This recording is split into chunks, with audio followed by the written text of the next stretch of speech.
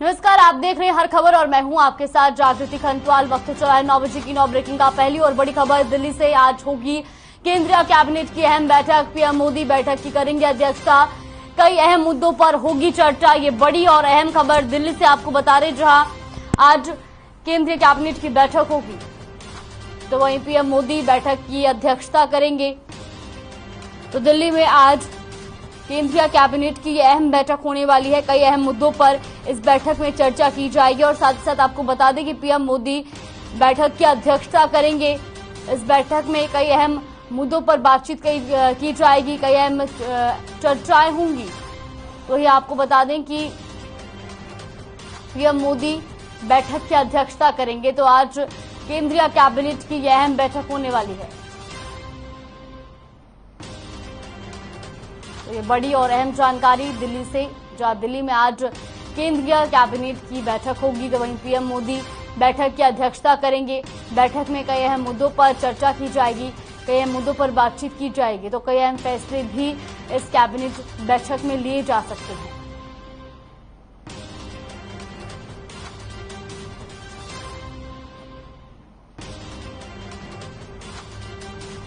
नौ बजे की पहली और बड़ी खबर दिल्ली से, जहां दिल्ली में आज केंद्रीय कैबिनेट की बैठक होगी तो वहीं इस बैठक में कई अहम मुद्दों पर चर्चा की जाएगी और आपको बता दें कि पीएम मोदी बैठक की अध्यक्षता करेंगे।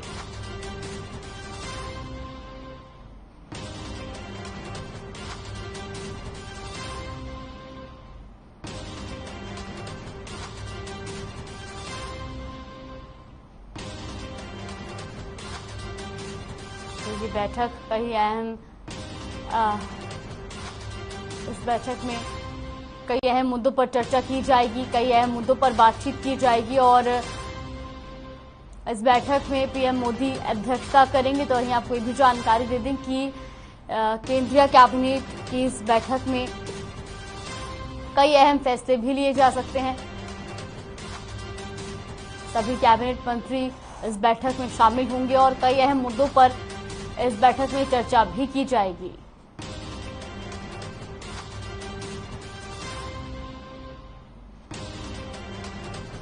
तो दिल्ली से ये बड़ी और अहम जानकारी। आज दिल्ली में केंद्रीय कैबिनेट की अहम बैठक होने वाली है।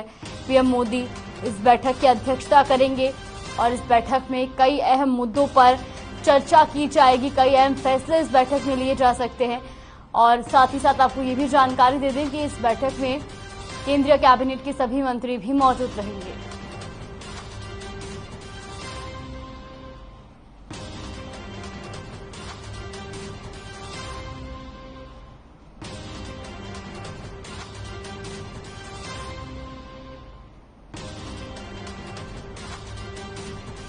रुक करते दूसरी बड़ी खबर की ओर। ब्राजील में अध्ययन दौरे पर डेलीगेशन, कृषि मंत्री जेपी दलाल के नेतृत्व में गया डेलीगेशन। तो मुर्रा जर्मप्लाज्म के निर्यात पर चर्चा हुई। मुर्रा भैंस का फैन हुआ ब्राजील। तो हरियाणा सरकार से आपको बता दें कि हरियाणा सरकार से सीमने मांगा गया है और आपको ये भी जानकारी दे दें कि कृषि मंत्री जेपी दलाल की नेतृत्व में ये डेलीगेशन जो है वो ब्राजील गया है। तो ये बड़ी और अहम जानकारी आपको बता रहे हैं, जहां ब्राजील में अध्ययन दौरे पर है। तो वही आपको बता दें कृषि मंत्री जेपी दलाल के नेतृत्व में डेलीगेशन गया है। मुर्रा जर्मप्लाज्म के निर्यात पर इसमें चर्चा की गई, जहां मुर्रा भैंस का फैन ब्राजील हुआ है। तो वहीं आपको ये भी जानकारी दे दें कि हरियाणा सरकार से सीमने मांगा गया है। तो तस्वीरें भी आप देख सकते हैं, जहां ब्राजील में अध्ययन दौरे पर डेलीगेशन गया है। कृषि मंत्री जेपी दलाल के नेतृत्व में ये डेलीगेशन ब्राजील गया है और मुर्रा जर्मप्लाज्म के निर्यात पर इसमें चर्चा की गई। और साथ ही साथ आपको ये भी बता दें कि हरियाणा सरकार से सीमने भी मांगा गया है।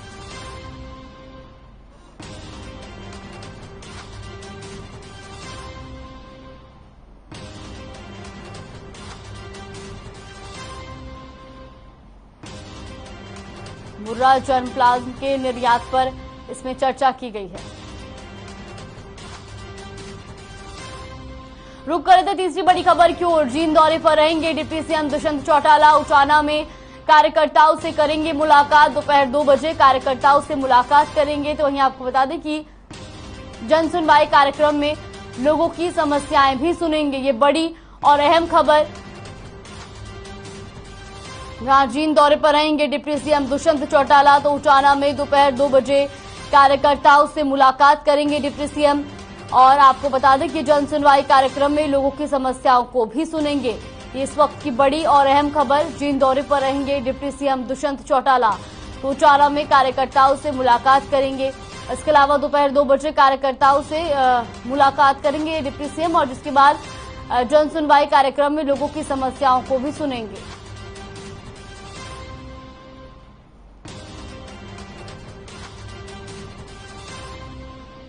तो ये तीसरी और बड़ी खबर। जींद दौरे पर रहेंगे डिप्टी सीएम दुष्यंत चौटाला।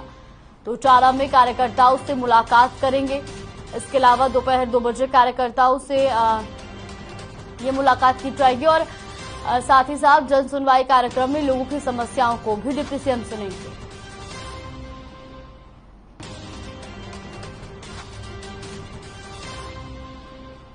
तो तीसरी और बड़ी खबर।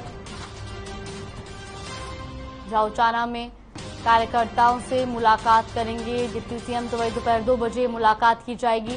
साथ ही साथ जन सुनवाई कार्यक्रम में लोगों की समस्याओं को भी डिप्टी सीएम सुनेंगे।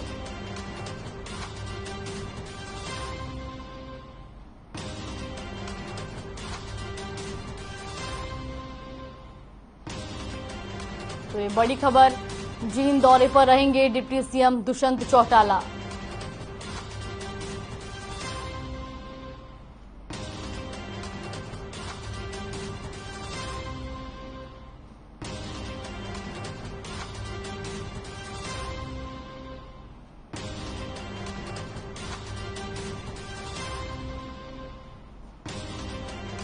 रुक कर थे चौथी बड़ी खबर की ओर। बड़ी खबर चंडीगढ़ से। भूपेंद्र हुड्डा ने बुलाई विधायक दल की बैठक। 12 जुलाई को होगी विधायक दल की बैठक। यशवंत सिन्हा भी 12 जुलाई को आएंगे चंडीगढ़। यशवंत सिन्हा कांग्रेस विधायकों से मुलाकात करेंगे। तो वहीं आपको बता दें कि विपक्ष के राष्ट्रपति पद के उम्मीदवार है यशवंत सिन्हा। इसके अलावा विधायक शमशेर सिंह गोगी ने ये जानकारी दी है, ये भी आपको बता दें। तो ये बड़ी खबर। जहां भूपेंद्र सिंह हुड्डा ने विधायक दल की बैठक बुलाई है। तो चंडीगढ़ से बड़ी जानकारी। भूपेंद्र सिंह हुड्डा ने बुलाई बैठक। 12 जुलाई को होगी विधायक दल की बैठक। यशवंत सिन्हा भी 12 जुलाई को आएंगे चंडीगढ़। यशवंत सिन्हा कांग्रेस विधायकों से मुलाकात करेंगे। विपक्ष के राष्ट्रपति पद के उम्मीदवार है यशवंत सिन्हा। वही विधायक शमशेर सिंह गोगी ने ये जानकारी दी है। ये बड़ी और अहम जानकारी चंडीगढ़ से। भूपेंद्र हुड्डा ने जहां विधायक दल की बैठक बुलाई है तो 12 जुलाई को विधायक दल की बैठक होगी। और साथ ही साथ आपको यह भी बता दें कि यशवंत सिन्हा भी 12 जुलाई को चंडीगढ़ आएंगे और यशवंत सिन्हा कांग्रेस विधायकों से मुलाकात करेंगे। तो विपक्ष के राष्ट्रपति पद के उम्मीदवार है यशवंत सिन्हा और विधायक शमशेर सिंह गोगी ने ये पूरी जानकारी दी है।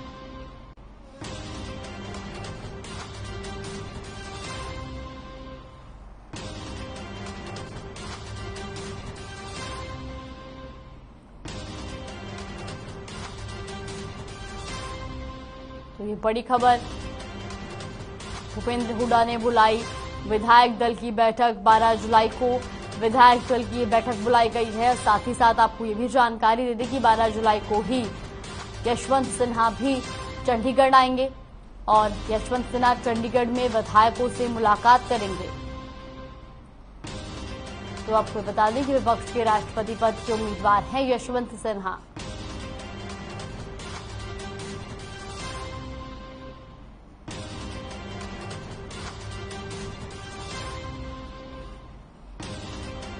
पांचवी बड़ी खबर चंडीगढ़ से आ रही है। कांग्रेस एमएलए शमशेर सिंह गोगी का बयान।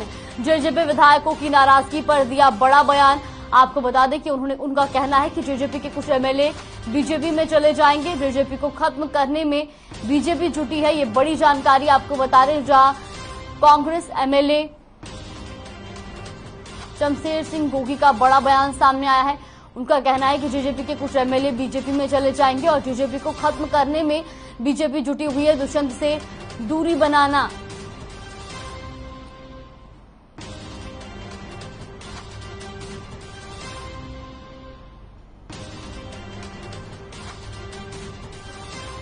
उनका कहना है कि जेजेपी को खत्म करने में बीजेपी जुटी हुई है। दुष्यंत से दूरी बनाना बीजेपी के लिए जरूरी। जेजेपी विधायकों की नाराजगी पर यह बड़ा बयान उन्होंने दिया है, जहां पर उनका कहना है कि जेजेपी के कुछ विधायक जो है वो बीजेपी में चले जाएंगे।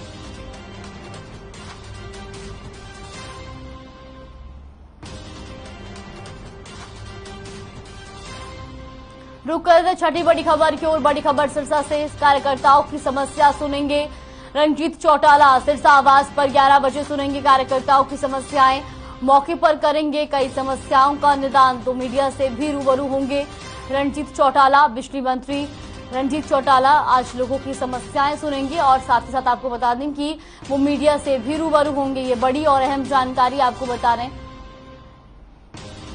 जहां सिरसा आवास पर 11 बजे कार्यकर्ताओं की समस्याएं सुनेंगे। तो वहीं आपको बता दें कि कार्यकर्ताओं की समस्याओं को रणजीत चौटाला सुनेंगे। सिरसा आवास पर 11 बजे वो आएंगे और मौके पर कई समस्याओं का निदान भी करेंगे। तो इसके अलावा वो मीडिया से भी रूबरू होंगे।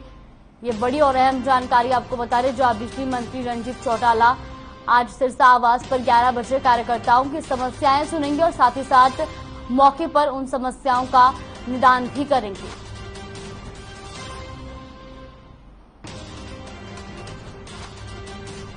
रुक कर रहे थे साथ ही बड़ी खबर की ओर। बड़ी खबर महेंद्रगढ़ से। इंटरनेशनल रेसलिंग खिलाड़ी की हुई मौत। जहरीला पदार्थ खाने से मौत हुई है। खिलाड़ी के परिजनों का आरोप है कि ससुराल वालों ने जहर दिया है और आपको बता दें कि खिलाड़ी ने मौत से पहले वीडियो भी बनाया है। कई लोगों को मौत का जिम्मेदार ठहराया है। तो मामले की जांच में पुलिस जुट चुकी है।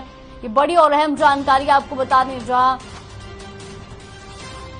खिलाड़ी ने जहर खाकर खुदकुशी की है। तो वहीं आपको बता दें कि मौत से पहले खिलाड़ी ने वीडियो भी बनाया है, जिसके बाद खिलाड़ी के परिजनों ने ससुराल वालों पर आरोप लगाया। तो इंटरनेशनल रेसलिंग खिलाड़ी की मौत हुई है। जहरीला पदार्थ खाने से इस खिलाड़ी की मौत हुई है और खिलाड़ी के परिजनों का आरोप है कि ससुराल वालों ने जहर दिया है।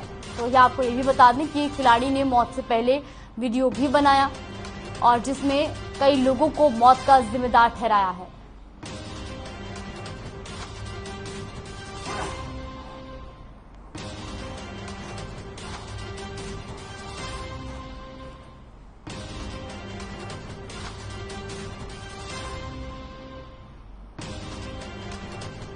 रुक कर रहे 8वीं बड़ी खबर की ओर। बड़ी खबर गुरुग्राम से। स्वास्थ्य विभाग और पुलिस की कार्रवाई। एक मेडिकल स्टोर पर मारा छापा। एमपीटी किट बेचने के जुर्म में संचालक गिरफ्तार। तो अवैध तरीके से बेच रहा था एमपीटी किट। मेडिकल स्टोर को सील भी कर दिया गया है। ये बड़ी और अहम जानकारी आपको बता दें, जहां आपको बता दें कि अवैध तरीके से एमपीटी किट बेचने वाले एक मेडिकल स्टोर को सील किया गया है। तो मेडिकल स्टोर पर ये छापा मारा गया है और जिसके बाद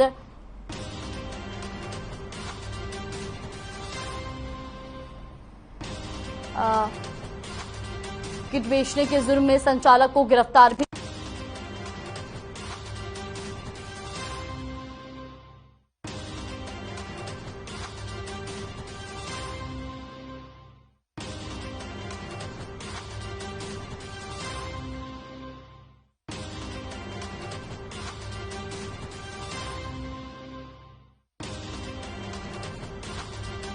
तो अवैध तरीके से ये एमटीपी किट बेचा जा रहा था और जिसके बाद मेडिकल स्टोर को सील भी कर दिया गया है।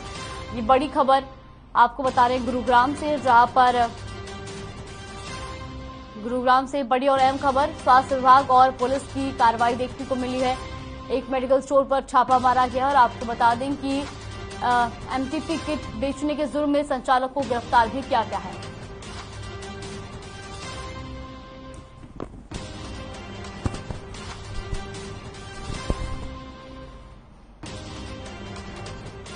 और रुक कर लेते हैं नवी और अहम खबर की ओर। हरियाणा में कोरोना के 349 नए मामले सामने आए। 502 लोगों की कोरोना को मात भी दी है। तो वही 24 घंटे में कोरोना से एक व्यक्ति की मौत हुई है। गुरुग्राम में सबसे ज्यादा 154 नए मामले सामने आए हैं। फरीदाबाद में 56, तो हिसार में भी 10 कोरोना के संक्रमित पाए गए। इसके अलावा पंचकुला में 42, तो रोहतक में 6 संक्रमितों की पुष्टि हुई है। प्रदेश में कोरोना के 2016 केस एक्टिव हैं। ये बड़ी और अहम जानकारी प्रदेश में कोरोना की स्थिति से जुड़ी हुई, क्योंकि बीते 24 घंटे में प्रदेश में कोरोना के 349 नए संक्रमितों की पुष्टि हुई है। तो वहीं 502 लोगों ने कोरोना को मात दी है। वहीं एक व्यक्ति की बीते 24 घंटे में कोरोना के चलते मौत हो गई। साथ ही साथ आपको ये भी जानकारी दे दें कि 24 घंटे में एक व्यक्ति की मौत हुई है। तो गुरुग्राम में सबसे ज्यादा 154 कोरोना के नए संक्रमित पाए गए हैं। इसके अलावा फरीदाबाद में 56, हिसार में 10 संक्रमित मिले हैं। पंचकुला में 42 और रोहतक में भी 6 कोरोना संक्रमितों की पुष्टि हुई है। तो हरियाणा में बीते 24 घंटे में 349 संक्रमित पाए गए हैं। तो मुख्यमंत्री मनोहर लाल ने चंडीगढ़ में वीडियो कॉन्फ्रेंसिंग के जरिए जिला उपायुक्तों के साथ लैंड बैंक के संबंध में बैठक की। उन्होंने राज्य सरकार की लैंड बैंक नीति के तहत सभी जिला उपायुक्तों को जल्द से जल्द जिले की संपूर्ण भूमि का डाटा तैयार करने के निर्देश दिए। मुख्यमंत्री ने उपायुक्तों को निर्देश देते हुए कहा कि जिले की संपूर्ण भूमि, चाहे वो हरियाणा सरकार की मालकियत वाली भूमि हो या निजी भूमि हो, उसका विस्तृत आकलन किया जाए। उन्होंने कहा कि स्वामित्व योजना, लार्ज स्केल मैपिंग योजना के तहत भूमि की मैपिंग की जा रही है और शहरी क्षेत्रों में ड्रोन मैपिंग का भी कार्य किया जा रहा है। जल्द से जल्द ये कार्य पूरा किया जाए और तभी जिलों के वास्तविक भूमि का आकलन किया जा सकेगा। साथ ही साथ बैठक के दौरान मुख्यमंत्री ने उपायुक्तों को निर्देश देते हुए कहा कि बरसात का मौसम अभी शुरू हुआ है और आगामी 2 महीने तक बरसात का मौसम रहने वाला है, इसलिए शहरी क्षेत्रों में जल भराव की समस्या उत्पन्न न हो, इसके लिए सीवरेज और नालियों की सफाई साथ साथ करवाना सुनिश्चित करें।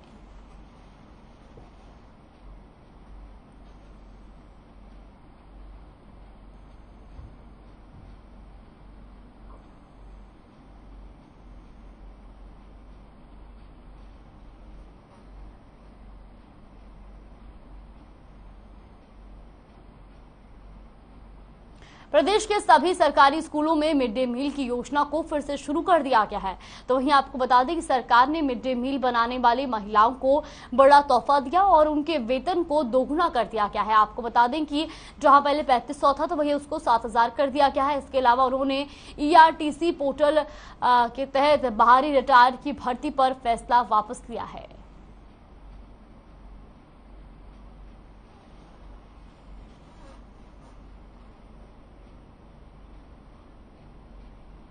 था उसी प्रकार से, जिस प्रकार से बढ़ता था उसी प्रकार से सारी प्रक्रिया उसी प्रकार से रहेगी। और जो मिड डे मील बनाने वाली विशेष करके महिलाएं थी, उनकी जो उनको मानदेय मिलता था वो कम, मतलब आज के हिसाब से कुछ कम था। तो सरकार ने उसको लगभग डबल करने का जो फैसला लिया, मैं समझता हूँ बहुत अच्छा है। उनको, गरीब लोगों को उसका लाभ होगा। अभी पहले जहाँ 3500 मिलता था, 7000 देने का फैसला सरकार ने किया। देखिए, उसमें आज उसको हमने चेंज कर दिया। जो पहले हमने दिया था कि बाहर से भी रखे जाएंगे, लेकिन कहीं कहीं इस प्रकार की समस्याएं हैं। जैसे मेवात में था, तो मेवात में क्योंकि हमारे पास इतने टीचर कम थे तो हमने पूरी छूट दी थी कि अगर उधर से अलवर साइड से वहां से भी कुछ लोग आते हैं तो ताकि हमारे टीचर पूरे हों, क्योंकि हमारे टीचर पूरे ही नहीं रहते वहां। तो इसलिए वहां हमने इस प्रकार का इस्तेमाल किया कि टीचर पूरे हैं। तो मैं समझता हूँ प्राथमिकता अपनी टीचर क्या कितनी 3 से 7 करी 35 से 7 है क्या प्रकार से, जिस प्रकार से बढ़ता था उसको चंडीगढ़ में पैरवार जमीन मामले को लेकर बैठक हुई, जिसमें परिवहन मंत्री मूलचंद शर्मा ने भी शिरकत की। तो वहीं आपको ये भी बता दें कि उन्होंने कहा कि आपको बता दें गौड़ ब्राह्मण संस्था को जो 15 एकड़ जमीन दी गई थी वो लंबे समय से विवादों में चल रही है, जिसके लिए एक कमेटी का गठन किया गया। तो वहीं आपको यही बता दें कि इसको लेकर बैठक में चर्चा की गई और जिसमें सुना गया कि रोहतक के ब्राह्मण समुदाय के लोग क्या चाहते हैं। परिवहन मंत्री ने कहा कि जो जायज बात है उसे लिया जाएगा। तो चंडीगढ़ में परिवार जमीन को लेकर बैठक का आयोजन किया गया और इस बैठक में मंत्री मूलचंद शर्मा ने शिरकत की। तो वही कमेटी का इसमें गठन किया गया है और जमीन को लेकर इस बैठक में चर्चा भी की गई है।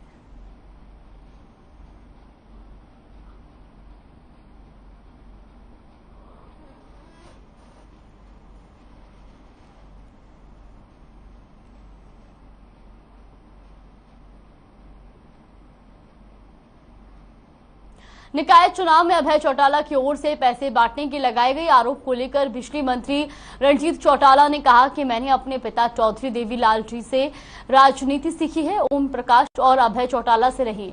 मेरा एक ही असूल है, न मुझ पर कभी एलिगेशन लगा है और ना ही मेरे पिता पर कभी लगा था। ना मैंने पैसे की राजनीति की और ना ही मैं कभी पैसे बांटने का काम करता हूं। मैं बस इतना कहना चाहता हूं कि जिस आदमी को मैंने पैसे दिए हैं उसको मेरे सामने लेकर आओ। अभय चौटाला ने ये कहा कि ये बच्चों की बात है, उन्हें बहुत मेच्योरिटी से बात करनी चाहिए और पहले एक बार कह दिया कि मेरे पास 5 विधायकों की फिल्म है जो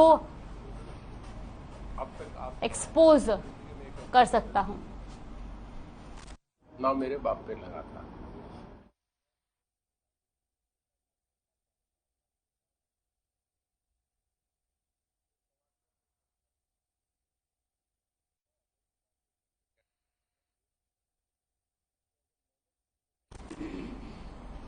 बुलेटिन में फिलहाल के बस इतना ही। आप देखते रहिए हर खबर।